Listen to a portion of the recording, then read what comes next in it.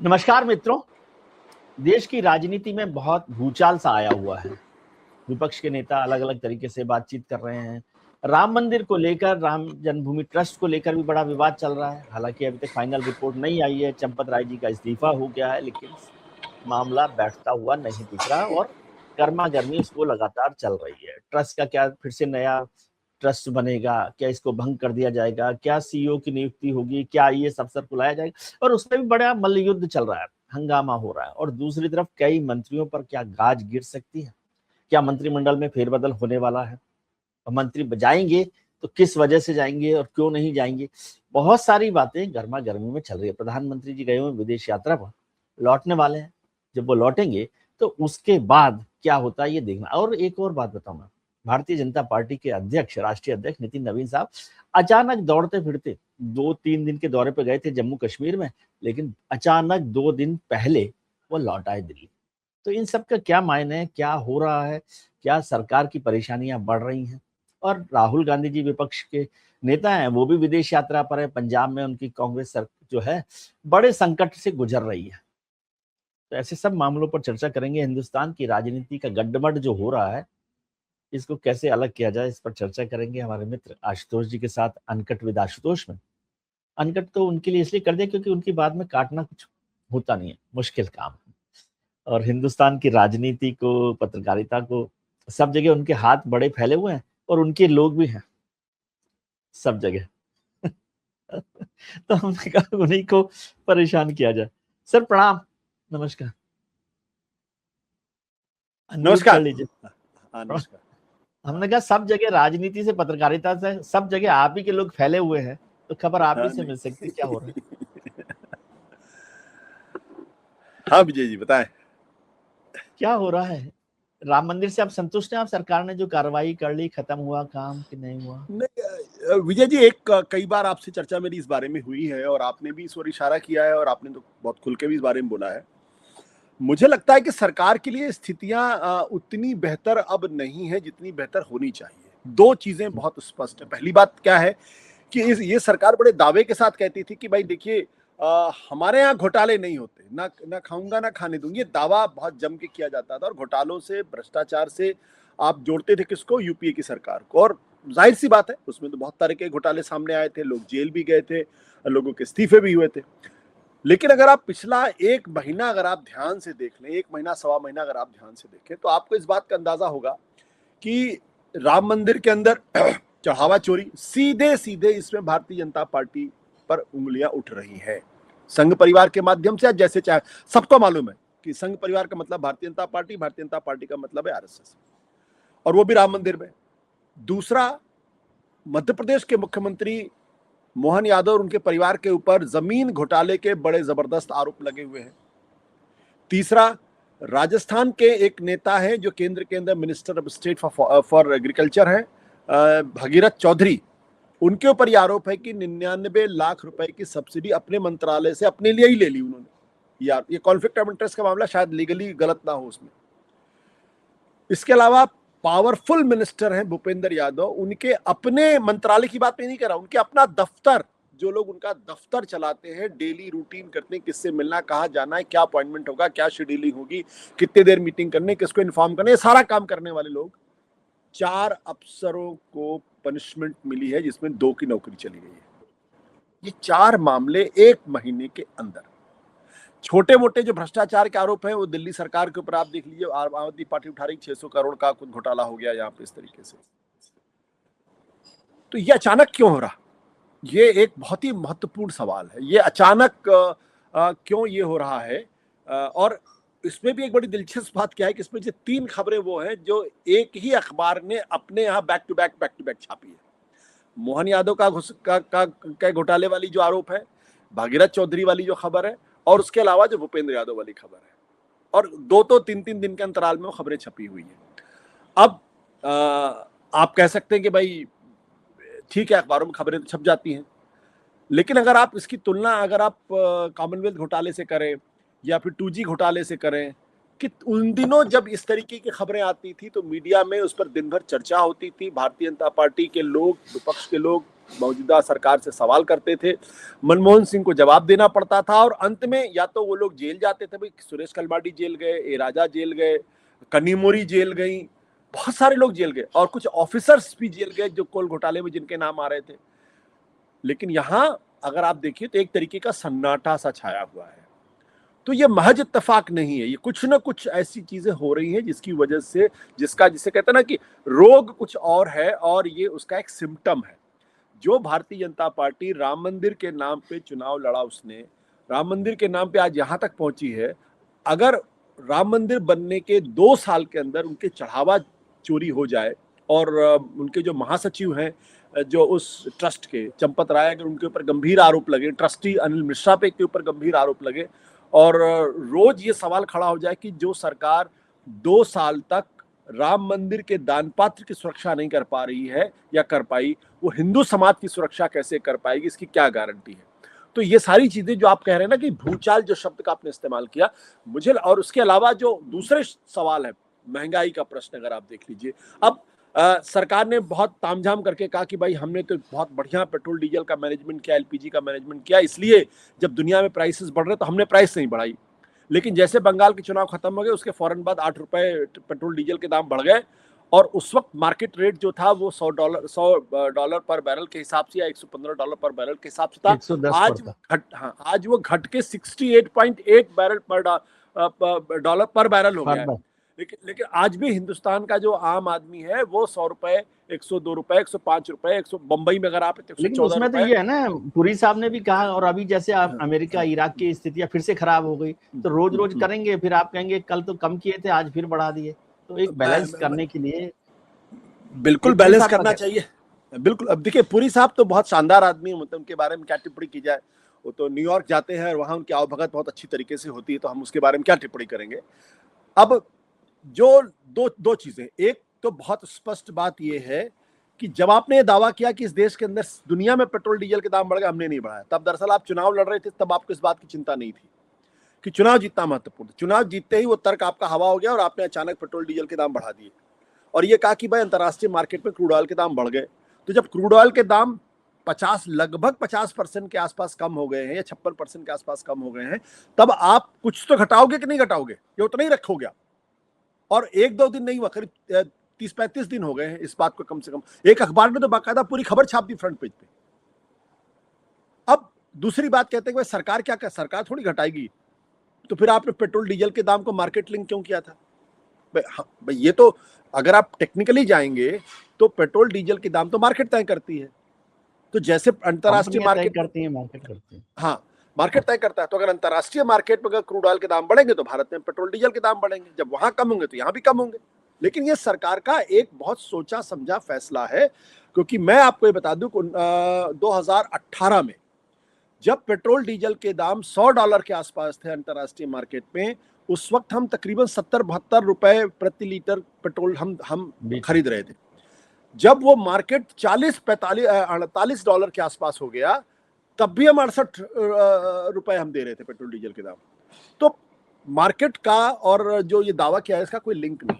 खैर वो तो महंगाई। लेकिन मेरे को तो इसमें एक बात और नहीं समझ में आ रही, आपने नहीं थोड़ी, कि जब हम उसमें 20% एथेनॉल मिला रहे हैं ताकि पेट्रोल का से सस्ता पड़ता है, तो इस हिसाब से तो जो पेट्रोल के आज के दाम है वो और ज्यादा हुए ना कायदे से, एथेनॉल मिलाने से तो और कम होने चाहिए थे। बिल्कुल, मैं आपकी राय से पूरी तरीके से सहमत हूँ, पूरी तरीके से मैं आपकी राय से सहमत हूँ। हालांकि अगर आप कहेंगे तो मैं इन प्रिंसिपल पेट्रोल में एथेनॉल मिलाने के खिलाफ नहीं, जैसा कि एक लोगों ने हंगामा खड़ा कर रखा। हमारे देश के अंदर एक आदत है, और मैं चूंकि अब बोल रहा हूं तो लोगों कहेंगे देखो ये तो पागल आदमी है।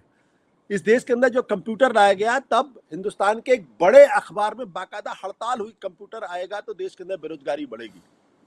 एथेनॉल भी आया है। हम लोग है ना किसी भी फैसले के खिलाफ ही रहते, कोई ऐसा वो बिल्कुल नहीं। मैं तो ये बोला कि उससे प्राइस तो कम होनी चाहिए थी ना, जब 20% का लॉजिक है कि एथेनॉल सस्ता है इसलिए हम मिला रहे हैं, तो फिर तो ये जो 100 रुपए है, ये तो मतलब कायदे से यदि एथेनॉल नहीं मिलाया जाता तो 110 रुपए हो गया ना, 120 रुपए हो गया। बिल्कुल बिल्कुल, आपने बिल्कुल सही पकड़ा, एकदम सही पकड़ा आपने, कि एथेनॉल मिलाने के बाद तो पेट्रोल डीजल के दाम कम होने चाहिए थे। तो मैं ये कह रहा हूं कि अगर मार्केट तय कर रहा है, तो फिर जब पेट्रोल के दाम अंतर्राष्ट्रीय मार्केट पे बढ़ेंगे तो हमारे यहाँ भी बढ़ेंगे, जब वहां घटेंगे तो यहाँ भी घटने चाहिए, तो वो तो घट गए। तो ये क्या है, तो और उसके अलावा विदेश नीति के मसले अब देखिए, प्रधानमंत्री जी अभी पिछले मई, जून और जुलाई भी पूरा खत्म नहीं हुआ, बल्कि 1/3 जुलाई है, 12 देशों की यात्रा पे गए वो, 12 देश। मैं कभी भी प्रधानमंत्री की विदेश यात्रा के खिलाफ नहीं रहता। जो लोग मीम निकालते हैं, जो लोग पैसे की बात करते हैं, मैं उनका विरोध करता हूं। मेरा कहना है कि प्रधानमंत्री हैं तो बाहर जाएंगे, पैसे भी खर्च होंगे और खर्च होना भी चाहिए, क्योंकि वो देश के हित के लिए जा रहे हैं। लेकिन सवाल ये कि उसका इम्पैक्ट क्या है। जब आप विदेश यात्रा पे जाते हैं तो कुछ सब्सटेंशियल, और प्राइम मिनिस्टर अगर जा रहे हैं तो कुछ सब्सटेंशियल कोई डील होनी चाहिए, और उसका भारत की विदेश नीति में, अंतर्राष्ट्रीय मंच पर उसकी एक शक्ल सूरत दिखनी चाहिए। आज अगर आप देख लें तो भारत अंतर्राष्ट्रीय मंचों पर काफी हद तक, मैं कह रहा हूं काफी हद तक अलग थलग पड़ा हुआ है। अमेरिका आपका दोस्त है नहीं। आपने बहुत सारे लोगों ने कहा सनातन के रक्षक व्हाइट हाउस में पहुंच गए ट्रम्प साहब, उन्होंने कितनी सनातन की रक्षा की आप देख ही रहे हैं। चीन आपका दोस्त नहीं, आपने बहुत सारे झूले झुलाए उनको, लेकिन कोई फायदा नहीं हुआ। पुतिन साहब आज आपके जितने अच्छे दोस्त हैं उतने अच्छे पाकिस्तान के भी दोस्त हैं, तो आपको क्या फायदा हुआ। और जब ईरान युद्ध हो रहा तो पाकिस्तान वहां पे एक शांति दूत के तौर पर दिखाई पड़ रहा, और हम कहां पे मौजूद हो रहे। हमने क्या किया, हमने एक जेनोसाइडल स्टेट में उसके गले लगे हम, जिसने 72,000 लोगों का कत्ल किया गाजा के अंदर, और 90% गाजा को फ्लैट कर दिया। वही चीज आपने लेबनान, साउथ लेबनान के अंदर भी करने की कोशिश की। आपका तर्क ये कि भाई हमास के लोगों ने इतने लोग 1200 लोगों को मार दिया, बहुत ब्रूटल हुआ, बहुत उसकी निंदा होनी चाहिए, पूरी दुनिया ने उसकी निंदा की। लेकिन क्या प्रोपोर्शनेट तरीके से रिएक्शन होगा, या आप आंख बंद करके लोगों को आप कत्ल का। और हमने ऐसे, लेकिन सरकार का कहना है कि रिश्तों का भी तो ध्यान रखना चाहिए आपको। एक तो हमास जिस तरह से करता है आतंकवादी गतिविधियां, उसको कहना चाहिए, वो जो सब कुछ हुआ उस पर कुछ लोग बोलते नहीं है। और दूसरा, इजराइल ने भारत का साथ दिया है, तो आप दोस्तों के साथ तो थोड़ा सा रियायत बरतेंगे कि नहीं बरतेंगे? दोस्ती भी नहीं रखना चाहते आप? पहले ही कम दोस्त होते हैं दुनिया में। ये तो पहली बार हमें पता चल रहा है कि दरअसल ईरान हमारा दोस्त नहीं है। ये हमें पहली बार, मैंने विदेश नीति पे काफी अध्ययन किया है, और मैं दरअसल जवाहरलाल नेहरू विश्वविद्यालय से एमफिल भी मेरा अंतर्राष्ट्रीय राजनीति नहीं, लेकिन इजराइल हमारा दोस्त है कि नहीं है, ये तो पक्का, ये पता है आपको? पहले ये तय हो जाए कि ईरान हमारा दोस्त है या दोस्त नहीं है। जो सिविलाइजेशनल फ्रेंड जिसको हम कहते रहे हैं, आजादी के बाद से हमारी विदेश नीति में ईरान दोस्त है, तो ठीक है, इजराइल भी हमारा दोस्त है।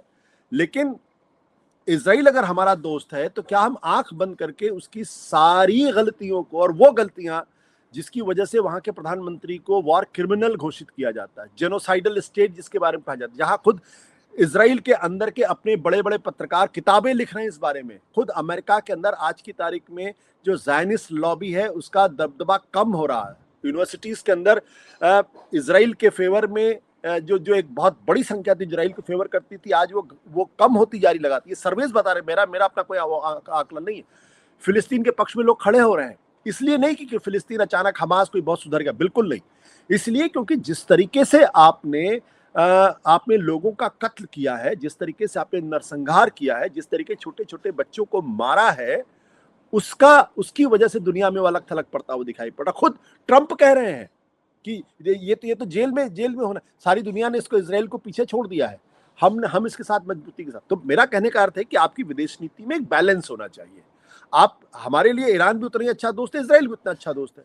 अगर ईरान आज हमारी मदद कर रहा है तो बहुत अच्छी बात है, इजराइल मदद कर रहा है तो बहुत अच्छी बात है। हम नहीं कह रहे कि आप इजराइल को कंडेम करिए, मैं ये कह रहा हूं कि बैलेंस विदेश नीति में कहाँ है, और चूंकि बैलेंस नहीं है इसलिए हमें आज दुनिया के मंच पर अलग थलग होना पड़ रहा है। आप देखिए पाकिस्तान क्या है, जब अमेरिका ने अटैक किया पाकिस्तान के ऊपर और उनकी टॉप लीडर, ईरान के ऊपर अटैक किया, उनकी टॉप लीडरशिप को खत्म कर दिया, तो पाकिस्तान पहले देशों में से एक था जिसने अमेरिका की निंदा की और उस हमले की निंदा की। हमने तो निंदा नहीं की।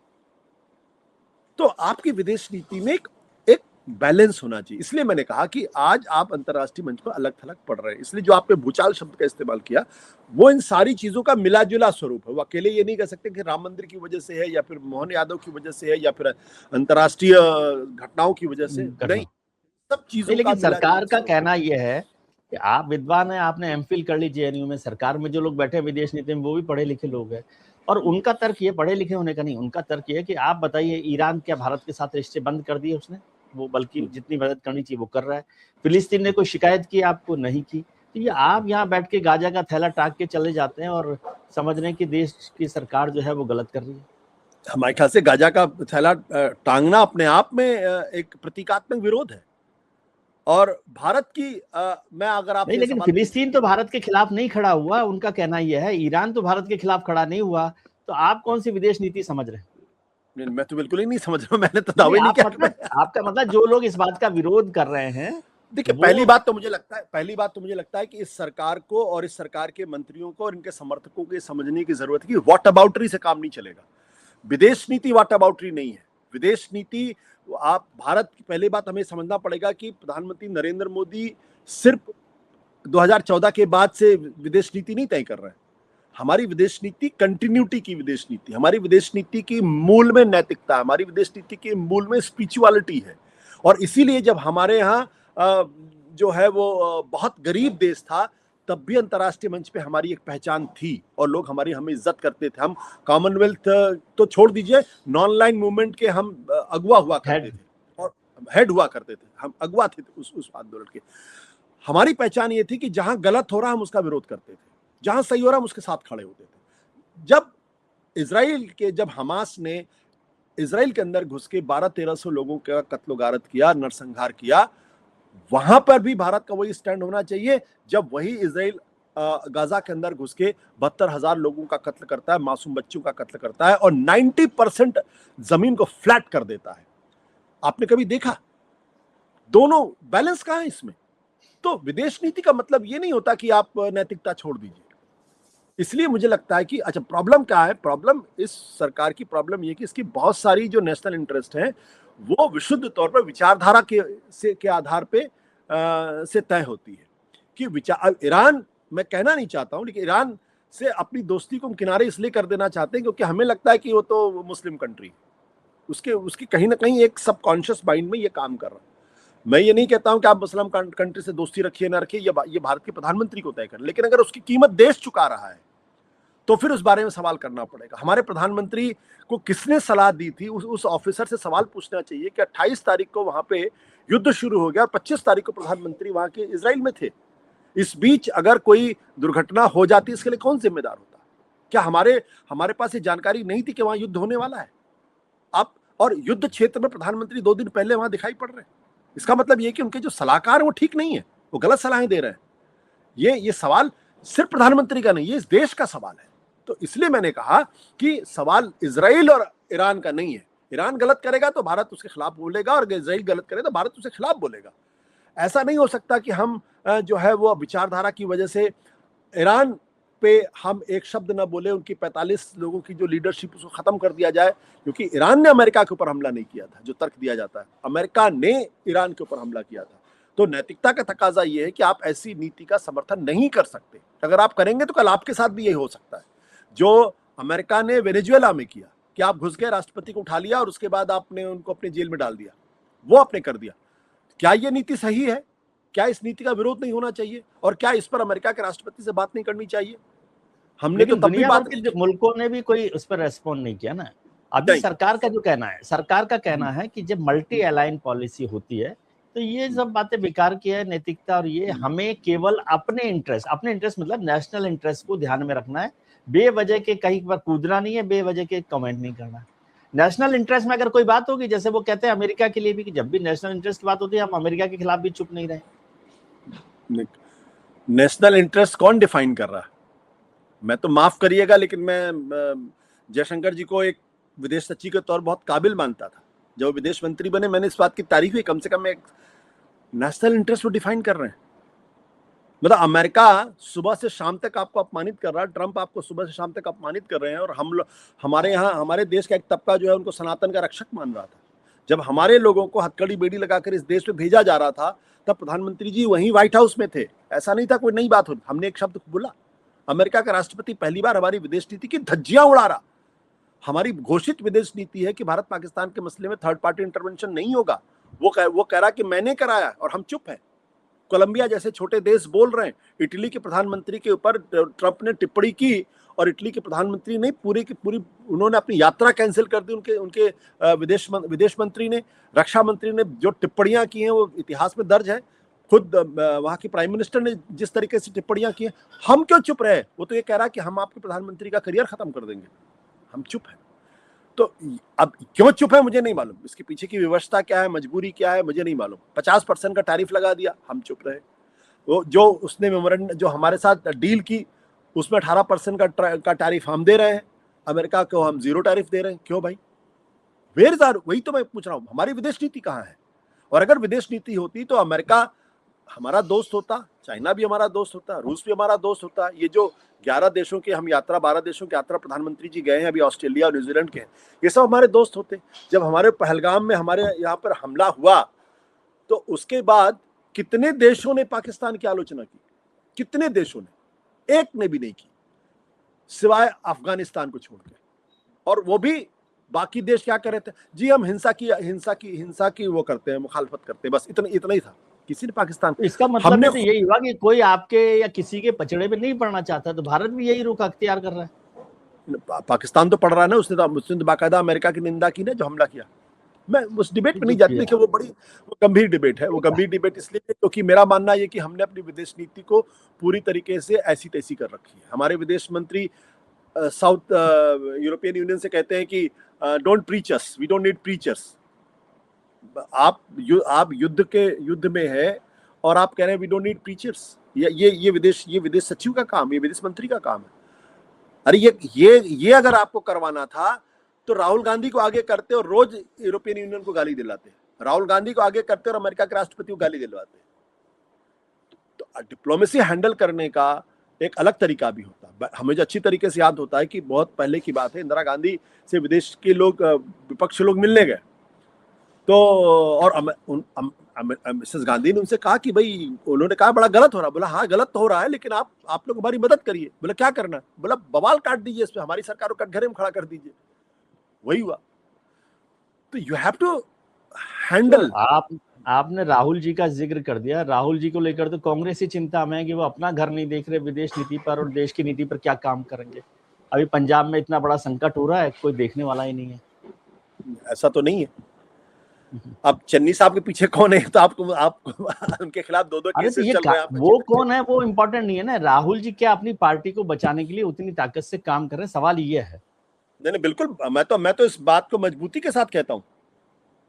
राहुल गांधी अगर अपनी पार्टी को बचाने के लिए काम नहीं करे तो ममता बनर्जी काम कर रही हैं? क्या अखिलेश यादव काम कर रहे हैं? क्या अरविंद केजरीवाल काम कर रहे हैं? मैं उस डिबेट में नहीं जाना चाहता, फिर वो राहुल गांधी वाली डिबेट हो जाएगी। असल सवाल क्या है कि इस वक्त जिस तरीके की लीडरशिप की देश को जरूरत है, उस तरीके की लीडरशिप की अनुपस्थिति साफ तौर पर दिखाई पड़ती है। जब राम मंदिर का प्रश्न खड़ा है तो प्रधानमंत्री जी को स्पष्ट शब्दों में बोलना चाहिए कि राम के नाम पे किसी तरीके की चोरी बर्दाश्त नहीं होगी, चाहे वो कितना भी बड़ा व्यक्ति ना क्यों ना हो, उसके खिलाफ कार्रवाई की जाएगी। और सिर्फ ये कहना नहीं चाहिए, बल्कि ये करते हुए दिखना चाहिए। कहने को तो आपने SIT बना दी है, जांच पड़ताल हो रही है, जो खलासी हैं, जो क्लर्क हैं, जो ड्राइवर हैं, उनकी पकड़ धपड़ हो रही है, और जो बड़ी मछलियां हैं उन पर किसी का ध्यान नहीं, उनको तो बचाने की कोशिश की जा रही है, उनको तपस्वी और संत बताया जा रहा है। तो इसलिए क्योंकि ऐसे वक्त पे देश और हिंदू समाज उनसे लीडरशिप को उम्मीद करता है। आप एक शब्द उन्होंने नहीं बोला, अमित शाह के मुंह से एक शब्द नहीं निकला, और हैरानी की बात है राहुल गांधी के मुंह से भी एक शब्द नहीं निकला, सिर्फ एक छोटा सा ट्वीट उनका दिखाई पड़ा। तो जब इतने बड़े बड़े संकट आ रहे हो तो एक संदेश देने की जरूरत है कि भाई किसी भी तरीके के भ्रष्टाचार को हम बर्दाश्त नहीं करेंगे, चाहे वो मुख्यमंत्री के स्तर पर हो, चाहे वो चपरासी के स्तर पर। ये आवाज तो नहीं आ रही, ये कॉन्फिडेंस तो नहीं आ रहा। इसलिए मुझे लगता है कि एक गहरा संकट है, और आगे क्या स्वरूप लेगा मुझे नहीं मालूम। तो आपको नहीं लगता कि ये जो सवाल जितने आप खड़े कर रहे हैं सब इम्पोर्टेंट सवाल है? ये सारे सवाल तो विपक्ष को और विपक्ष के नेता के तौर पर राहुल गांधी जी को खड़े करने चाहिए, और उसकी लड़ाई भी लड़नी चाहिए। हो सकता है कि स्टेटमेंट दे दिया हो और टैक्स एक्स पर पोस्ट कर दे, उससे मतलब नहीं है। क्या वो ये लड़ाई उतनी शिद्दत के साथ लड़ रहे हैं? नहीं, हमारे ख्याल से देखिए, महंगाई के ऊपर, विदेश नीति के मसले पे, या मोहन यादव के मसले पे, इन सब चीजों पे तो एक ही मसले पे इस वक्त राहुल गांधी की थोड़ी सी चुप्पी, और मुझे लगता है कि वो चुप्पी सही भी है, वो है राम मंदिर के मसले पे। वो स्ट्रेटेजिक साइलेंस जरूरी है, क्योंकि कांग्रेस अगर खुद संघ परिवार अपने गड्ढे खुद खोद रहा है तो उसमें दूसरों को खोदने की मदद करने की जरूरत ही नहीं, क्योंकि जैसे ही राहुल गांधी इस पूरे मसले पर कूदेंगे या जैसे ही इस पर टिप्पणियां करेंगे, वैसे ही पूरे मामले से भारतीय जनता पार्टी को एक दूसरी दिशा में ले जाने का मौका मिल जाएगा। ये मौका मुझे लगता है, इस पॉइंट ऑफ व्यू से अगर मैं बात करूं तो ये स्ट्रेटेजिक साइलेंस सिर्फ नरेंद्र मोदी और सिर्फ राहुल गांधी की नहीं है, ये स्ट्रेटेजिक साइलेंस नरेंद्र मोदी भी मेंटेन कर रहे हैं, यही स्ट्रेटेजिक साइलेंस अमित शाह भी मेंटेन कर रहे हैं। और एक तरीके से अगर आप देखें तो एक साइकोलॉजिकल वॉरफेयर चल रही है, क्योंकि नरेंद्र मोदी जी को भी मालूम है कि अगर वो बोलेंगे तो मामला अचानक बहुत बड़ा हो जाएगा, हालांकि बहुत बड़ा हो चुका है। अमित शाह बोलेंगे तो अचानक बहुत बड़ा हो जाएगा, राहुल गांधी बोलेंगे तो मामले को डाइवर्ट करने का मौका भारतीय जनता पार्टी संघ परिवार को मिल जाएगा। आपने देखा कि वो एक हिंट दत्तात्रेय होसबोले ने अपने बयान में दे दिया था, जहां उन्होंने क्या कहा कि हिंदू विरोधी, राष्ट्र विरोधी ताकतें जो हैं वो हिंदू समाज को बदनाम करने की साजिश रच रही। उन्होंने ये स्टेटमेंट क्यों दिया? वो स्टेटमेंट इसलिए दिया क्योंकि वो एक तरीके की बेट थी कि विपक्ष इसको पकड़े और उसके बाद फिर हम देखो क्या करते हैं।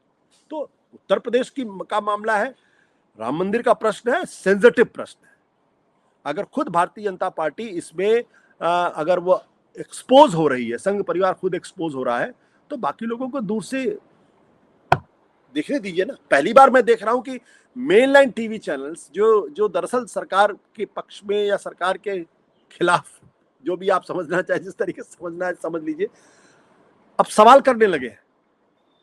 तो फिर उसमें नेता विपक्ष को बोलने की जरूरत नहीं, क्योंकि जैसे ही वो बोलते हैं वैसे ही मामला डाइवर्ट हो जाता है। इसलिए मुझे लगता है कि, लेकिन आप विदेश नीति का प्रश्न उठा के देख लीजिए, कॉम्प्रोमाइज प्राइम मिनिस्टर का कौन दे रहा है, अर्थनीति को लेके आप देख लीजिए, जॉबलेसनेस को देख लीजिए, सीबीएसई नीट को लेके देख लीजिए, विपक्ष बोल रहा है। हाँ, विपक्ष को आवाज मीडिया उतना प्रोजेक्ट नहीं कर रहा है, तो फिर वो एक उतना शोर नहीं हो पाता जितना शोर होना चाहिए।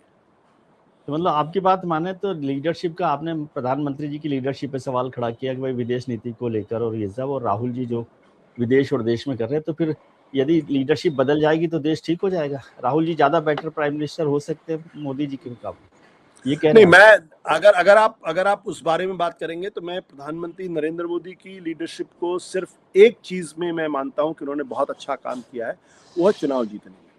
अगर कोई 10 में 10 नंबर अगर कोई दे सकता है तो मैं 10 में 10 नंबर देने के लिए तैयार हूं। लेकिन बाकी मामलों के अंतर्गत एक अच्छी खासी अर्थव्यवस्था को पूरी तरीके से नुकसान पहुंचाने का जो काम उनकी सरकार के दौरान हुआ है, उस पर आप उनको 10 में से 4 नंबर भी नहीं देंगे। पहली बार हिंदुस्तान के इतिहास में हो रहा है जब भारत सरकार के द्वारा जेनरेट किए हुए जो आर्थिक आंकड़े हैं उनको अंतर्राष्ट्रीय मंच मानने को तैयार नहीं, उनको सी कैटेगरी में डाल रहा है। ये आईएमएफ का डेटा, मेरा डेटा नहीं है। ऐसा भारत के साथ कभी नहीं हुआ।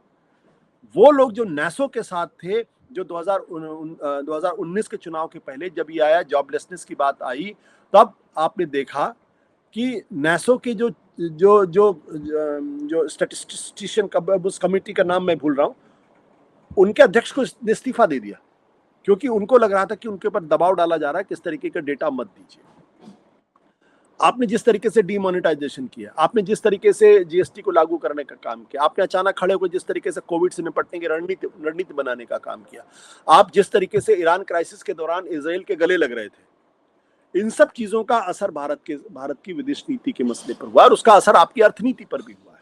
आपने कोई बड़ा रिफॉर्म नहीं किया, एक बड़ा रिफॉर्म सिवाय जीएसटी, और वो भी उनका अपना ओरिजिनल रिफॉर्म नहीं है। मैं बार बार इस सरकार से पूछिए कि आपने स्वास्थ्य के मसले पे कौन सा बड़ा काम किया? बोले हमने 100 एम्स बना दिए। एम्स तो नेहरू जी का कंट्रीब्यूशन है।